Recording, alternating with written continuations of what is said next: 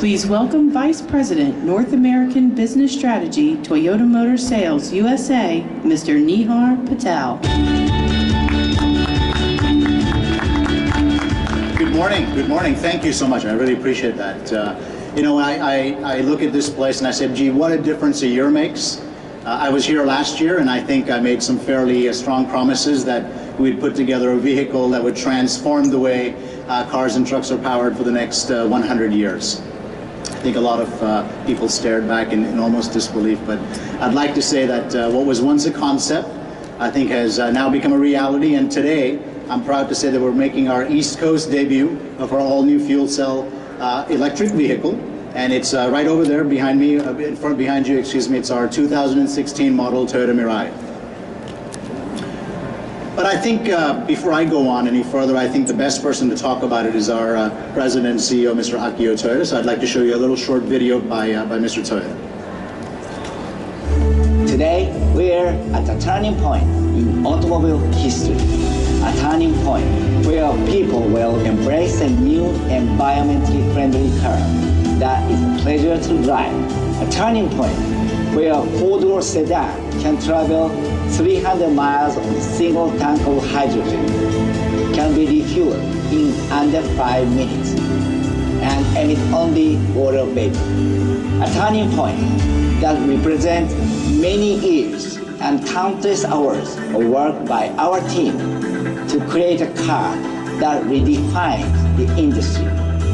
All of us at Toyota believe in a future that will be safer, greener, and easier for everyone. We imagine a world filled with vehicles that will diminish our dependence on oil and reduce harm to the environment. A bold but inspiring goal, and today it is a reality. That's great. Great words from President Toyoda. And I'd like to just echo what he said, that the Mirai will hit the streets of California later on this fall. Now, of course, I'd like to believe that Toyota is undoubtedly a trailblazer in this area, and the consumers who picked these vehicles up early, their fleet and our retail buyers, we think embody this very trailblazing attitude. Our volume will start up very slowly. It'll be restricted in the fourth quarter to less than 200 units, but I think we're going to steadily increase it. And I think if some of you may have caught it already this morning, we made a very special announcement that we will increase our global production capacity of the Mirai to approximately 5,700 units by the end of 2017, based on the order taking that's occurring already. Now, as a mid-size fuel cell vehicle, the Mirai has several benefits. It's got zero emissions, and the only thing that ever comes out of its tailpipe is water vapor. We are targeting a vehicle range of 300 miles. And the beauty is that it takes about 5 minutes to fill this vehicle up. So for those of you who drive gasoline vehicles, it's roughly the same. Now, for more than a century, the automobile that's been out there, we've been making decisions primarily around socially significant technologies aimed at really building this true hydrogen society, as we're calling it, that we believe will take another 100 years to unfold.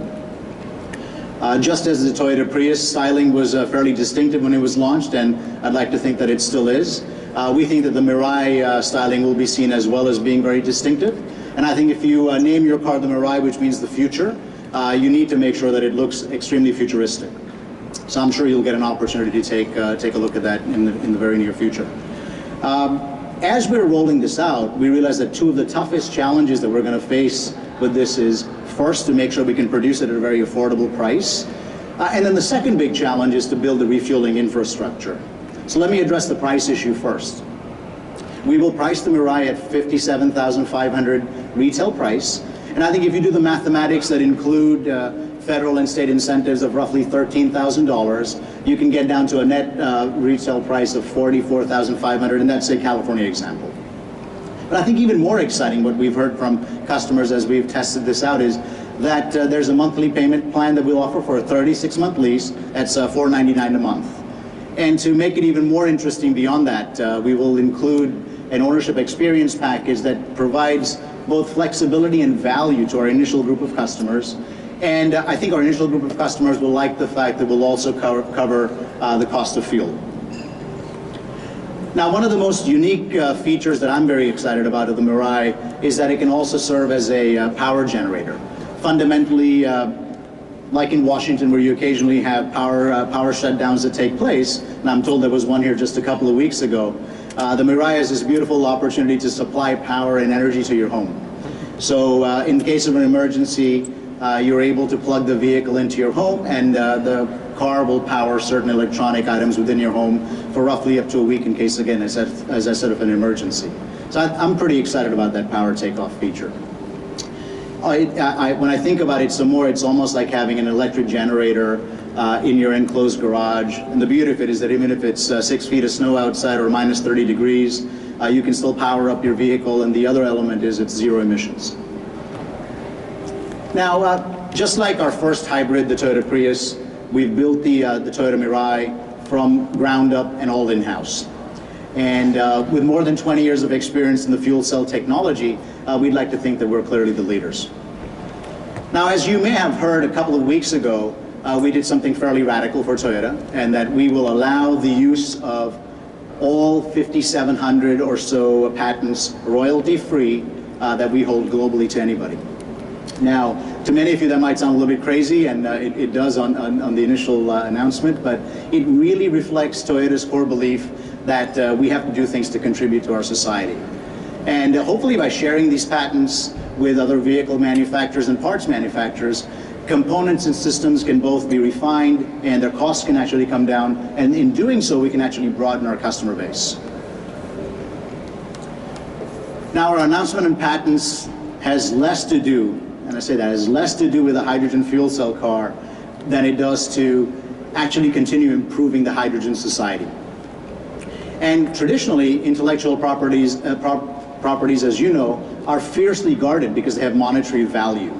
But by eliminating these false boundaries, these corporate boundaries that are in place, we can speed up the metabolism of technological R&D and mobility and move quicker and more economically to a more socially competent technology.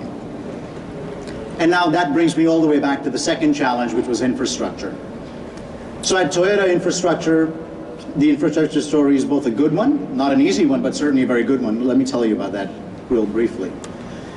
We're confident that hydrogen is going to be the primary fuel for the next 100 years.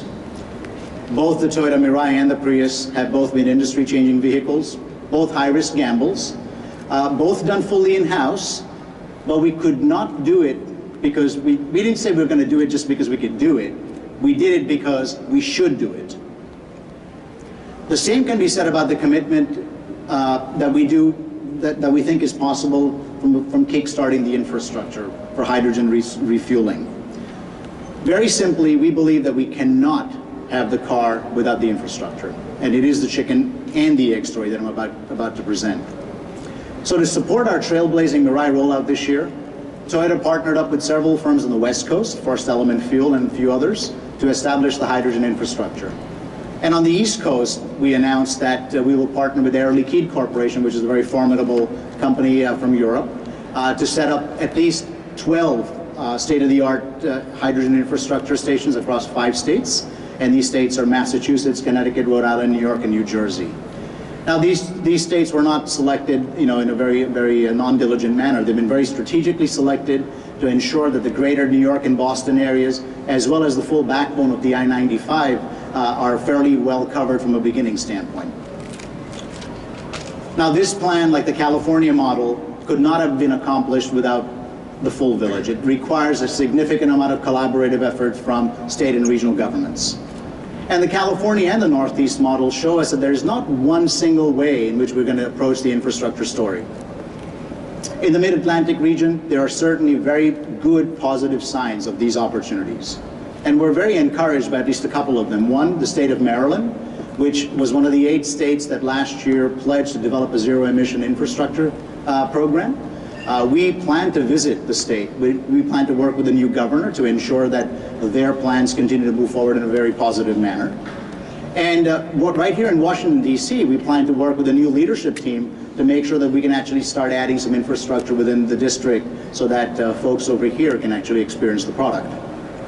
I think as many of you probably know, Toyota is a member of an organization called H2 USA, And we see that as a very good example within the industry of how the Department of Energy and other stakeholders like automakers and other partners can work together to focus their attention on building both the hydrogen fuel cell story, but also the infrastructure story. However, we do realize that it will take all stakeholders, private and public, including federal government and academia, to help build the zero emissions infrastructure. That's why today we're calling on Congress to do something fairly radical. Last year, Congress allowed the incentives on hydrogen for hydrogen companies who are putting in infrastructure and for our customers who are willing to buy hydrogen-powered vehicles to expire. We think that the federal credit expiration last year puts those customers in a fairly disadvantageous position. A plug-in hybrid electric vehicle today can receive $7,500 of incentives, whereas a customer who wants to buy a fuel cell electric vehicle will get zero. So we believe that this inequity needs to be fixed. Consumers should have a choice. The investment community needs a very clear signal that the government is not going to choose winners and losers on their own, and that all these vehicles should be treated fairly equally, and that we should allow the consumers in the market to make that decision. Hydrogen fuel cell vehicles that are launched between 2015 and 2020 will require, we believe, a very concerted effort between automakers, government, regulators, academia, and energy providers to keep this thing sustained. And to raise more awareness around the many benefits of hydrogen fuel cells and the infrastructure story and the need to play to make sure that the playing field is much more knowledge, I'm pleased to say that we're going to kick off a Mirai experience tour across the northeastern seaboard, where we will actually take the vehicles from Massachusetts down over here, hopefully to Washington, D.C., to get people to experience it, to move the process forward. Now, one of the things that we have certainly learned about hydrogen is that long-term, it offers extremely significant cost and convenience opportunities, especially in the refueling stations, where we see a clear business case worthy of providing business case tax incentives. We should note that on a global basis, the word is spreading that automakers are all getting very excited about the hydrogen fuel cell business. Let me offer a couple of examples where this is happening. In Germany, they have committed that they're going to raise their fueling infrastructure from 15 to 50 stations by the end of this year, and they're ramping up to 1,000 by the end of the decade. And in Japan, they're targeting to go from 17 stations to more than 100 stations by the end of next year. And countries like South Korea, Denmark, UK have already started making significant progress in this area as well. So as you can see just by those numbers, there's significant momentum globally on this particular technology. And I think that this is going to spur demand on a global basis, and it's going to start shifting the industry from being focused heavily on a hydrocarbon-based society to start going towards a hydrogen-based society. Now, beyond the hydrogen society discussion that I'm going through this morning, you'll also see a few other things that I think Toyota is working on, and it focuses around smart mobility. There are two projects underway, and I think there's an iRoad vehicle you can see on the left-hand side over there, where we are focusing on a project called Harmonious Mobility, which provides multimodal battery electric transportation to consumers in Japan and France. Now, in addition to innovative vehicle technology, smart mobility vehicles will be able to connect both from vehicle to vehicle, but vehicle to infrastructure as well. And I think the ultimate goal of all of that is to reduce fatalities down to zero. But now let me come straight back to the Mirai again. I invite you to all drive it. There are some drive tests that are available later on starting this morning under the L Street Bridge. Look for the signs, or if you look for one of our colleagues over here on the floor, they can direct you in that area. So I think when you drive it, that's where I think you'll really be impressed with the Mirai, because the overall dynamic performance, the comfort, the agility, you'll get out of the drive and you'll say, you know what, this drives like a normal car. And that's exactly the feeling that we want you to have. Because I think that beyond the fun that you'll have of driving the vehicle, it'll give you a perspective on how achievable it is to integrate hydrogen into our automotive culture and the future of the hydrogen society. So again, rather than taking up any more of your time, I'd love for you to go take a look at the vehicle. And I thank you for your time and effort today, and have a wonderful day. Thank you.